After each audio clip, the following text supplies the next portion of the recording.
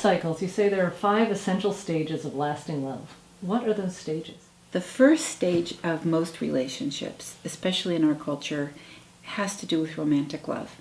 And I call that the merge, because in that first stage of love, we are so connected to the other person, and it feels like we found another half, our other half.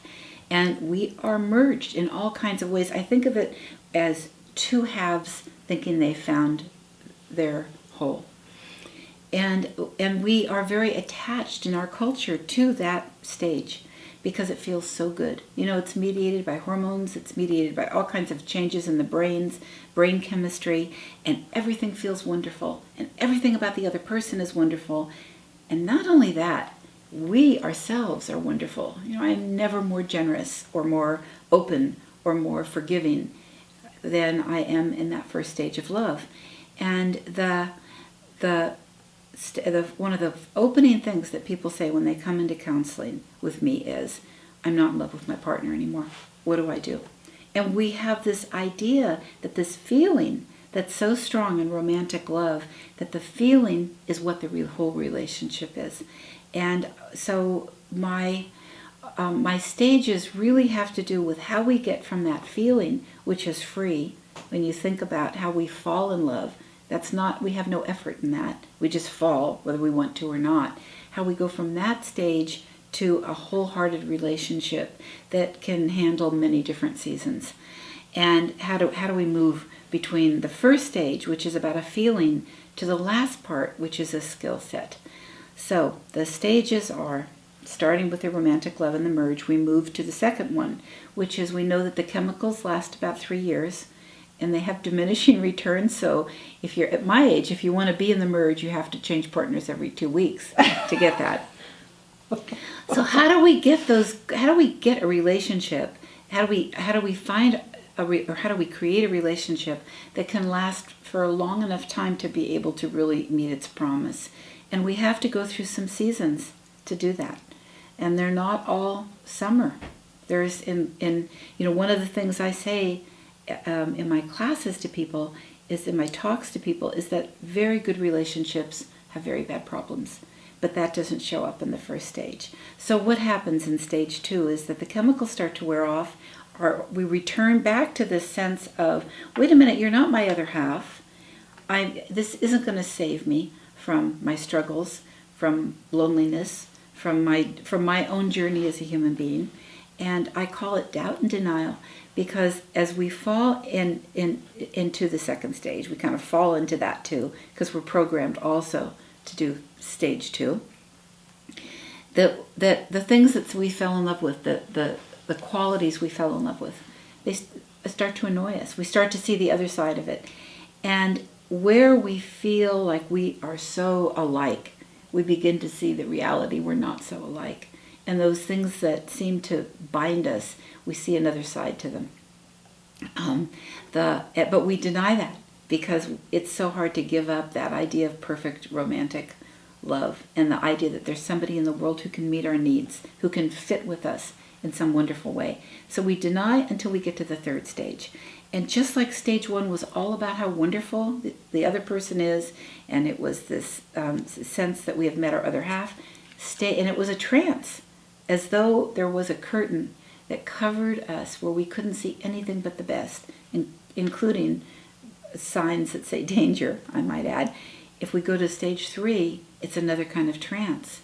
And instead of seeing everything that's right, we see everything that's wrong. And oddly enough, when I see people in stage 3 and they say, I've got to get out of this, everything is wrong, my suggestion is, why don't you wait? Let's see if we can if we can discover how you got here. And also, this is a part people often don't like to hear about, but what's your part of getting here? Because if you don't work that out, you don't understand it, and you do leave the relationship, you're going to bring yourself with you and find yourself in some of the same messes down the road. The other piece about that is that I think that there are, not always, but there are many times people went out of the pain, not out of the relationship. So if you can understand what some of the, I call them loops are, about in the relationship that keep repeating over and over, if we can learn some skills to change that, sometimes you get the promise of the relationship back. So essentially, falling in love, and the first three stages are feelings. A wholehearted relationship is a skill set. And so really many things I talk about in the book have to do with the skills. And wholehearted, the fourth stage, which is a decision about what to do, whether to leave, whether to stay and just go into parallel lives, or whether to learn the skills to become wholehearted, that can move us to stage 5, which is wholeheartedness. And that is very much about an inside job that we do within ourselves, and certainly in a relationship that can be a great help to it. But that is really what I think the goal is of relationship, is to get to the place where we can be more. We can be that big, unconditional, expansive, generous self we were in stage 1.